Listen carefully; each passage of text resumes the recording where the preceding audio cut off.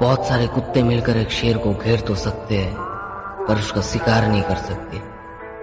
क्यों पता है? क्योंकि वो शेर है। तुम जितना शरीफ बनोगे, ये दुनिया तुमको उतना ही बदनाम करेगी। एक बार बदनाम होके तो देखो, ये दुनिया तुमको सलाम करेगी।